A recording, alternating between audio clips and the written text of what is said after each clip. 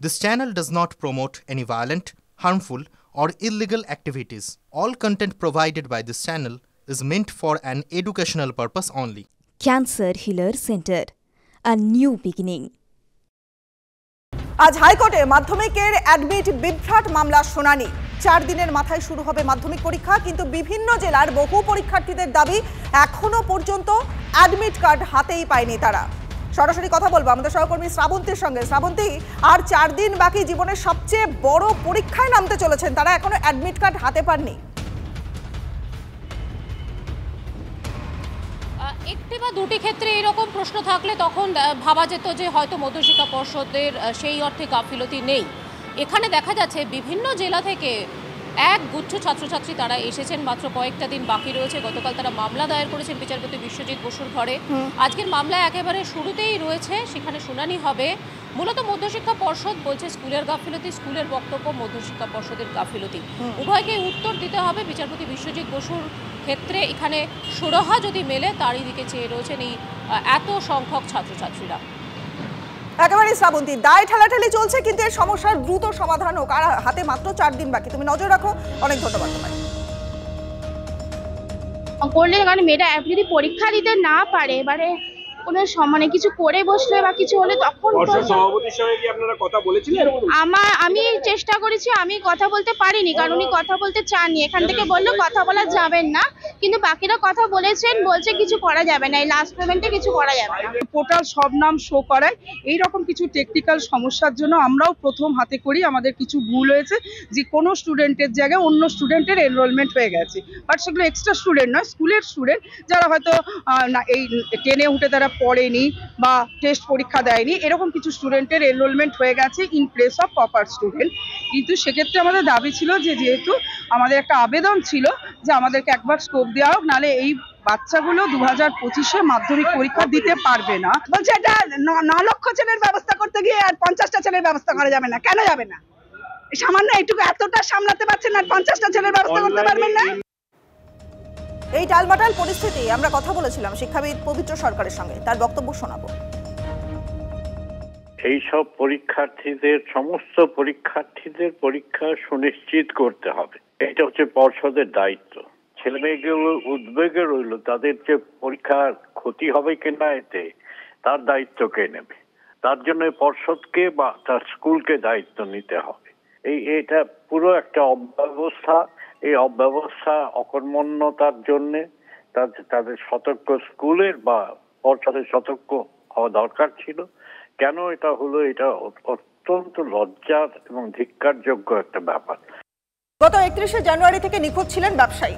আনন্দপুরে দেহ উদ্ধার হলো বারুইপুরে। বন্ধুকে খুনের অভিযোগে গ্রেফতার করা হলো 4 বন্ধুকে। আমাদের সহকর্মী সুজয় এই মুহূর্তে রয়েছেন আমাদের সঙ্গে। সুজয়, বন্ধুকে খুনে 4 জনকে গ্রেফতার করা হলো, কি কারণে এই খুন? দেখো, যেটা পুলিশ সূত্রে খবর যে টাকার জন্যই এই খুন করা হয়েছে এবং 1 লক্ষ টাকা যাকে খুন করা হয়েছে তার মোবাইল থেকে, তার এটিএম থেকে 1 লক্ষ টাকা তুলে নেওয়া হয়েছিল বলে জানা গিয়েছে। এবং ঘটনা 31শে জানুয়ারি রাত থেকে এই যুবক নিখোঁজ ছিল, তেমনটাই পুলিশ সূত্রে খবর। এবং পরবর্তীতে 4 তারিখে অপহরণের মামলা রুজু হয় এবং সেই সময়ই দেখা যায় যে তার থেকে 1 লক্ষ টাকার ট্রানজাকশন হয়েছে। সেই সূত্রেই মোবাইল লোকেশন ট্র্যাক করে তার প্রথমে একজনকে গ্রেফতার করা হয় এবং তাকে জেরা করলে সে খুনের কথা স্বীকার করে এবং তার পরবর্তীতে আরো বাকি 3 জনকে গ্রেফতার করা হয় এবং এর মধ্যে একজন নাবালক রয়েছে সেটাও জানা যাচ্ছে। তবে এখনো পর্যন্ত এই ঘটনা একজন পলাতক এবং ব্যবসায়িক কারণ এই ব্যবসায়ী যিনি সোনুরাম, 28 বছরের যিনি ব্যক্তি, তিনি গত 31 তারিখ তার দোকান থেকে বেরোনোর পর থেকে তিনি নিখোঁজ হয়ে যায় এবং তারপর থেকে পুলিশ কিন্তু তার ফোনটি বন্ধ পেয়েছিল। সেই 1 লক্ষ টাকা ট্রানজাকশনের পরেই কিন্তু গোটা ঘটনাটি সামনে আসে এবং জানা যায় যে অভিযুক্তরা তাকে খুন করে গলা টিপে খুন করে। বেশ, অর্থাৎ ব্যবসায়িক শত্রুতা এই খুনের কারণ। অনেক ধন্যবাদ তোমায়।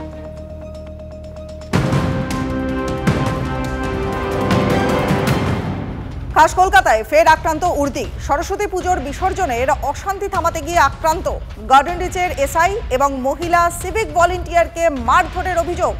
টেলিফোন লাইনে সুপ্রিয় আমাদের সহকর্মী রয়েছেন আমাদের সঙ্গে এই মুহূর্তে। সুপ্রিয়, একটু ডিটেলস জানবো।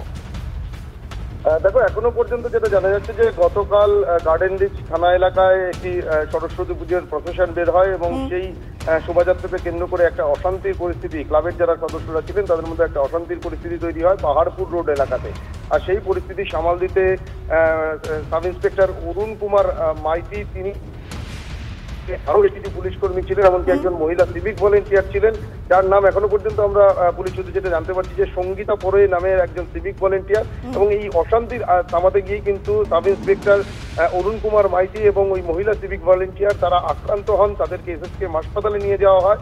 আর এই ঘটনাকে কেন্দ্র করে পুলিশ তদন্ত শুরু করে এবং তদন্তে নেমে গতকাল গভীর রাতে দুই অভিযুক্ত, এখনো পর্যন্ত আমরা যেটা জানতে পারছি যে আদিত্য পাসওয়ান এবং সৈকত মাইতি নামের দুই যুবক, যারা এই দুজন পুলিশ কর্মী অর্থাৎ সাব ইন্সপেক্টর এবং মহিলা সিভিক ভলেন্টিয়ারকে মারধর করায় অন্যতম অভিযুক্ত, এমনটাই পুলিশ সূত্রে আমরা জানতে পারছি। এই দুজনকে গ্রেফতার করা হয়েছে, তাদেরকে আজকে আদালতে পেশ করা হবে এবং পুলিশের তরফ থেকে প্রয়োজনে হেফাজতে নেওয়ারও কিন্তু আবেদন জানানো হতে পারে বলে সূত্র মারফত জানা যাচ্ছে। বেশ, অনেক ধন্যবাদ সুপ্রিয়। দুটি বারোয়ারি ক্লাবের সরস্বতী প্রতিমা বিসর্জন এবং তাকে ঘিরে কৃষ্ণনগরে তুলকালাম কাণ্ড, চলে ভাঙচুর, মারপিট, গন্ডগোলে আহত হন দুজন।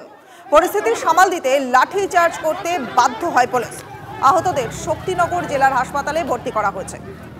দুটো ছবি এই মুহূর্তে দেখছেন আপনারা, দুটো বারোয়ারি ক্লাবের সরস্বতী প্রতিমা বিসর্জন এবং সেই বিসর্জনকে কেন্দ্র করে কৃষ্ণনগরে তুলকালাম কাণ্ড, ভাঙচুর, মারপিট এবং এই গন্ডগোলে আহত দুজন। পরিস্থিতিকে সামাল দিতে লাঠিচার্জ করতে পুলিশ বাধ্য হয়। Cancer Healer Center, a new beginning.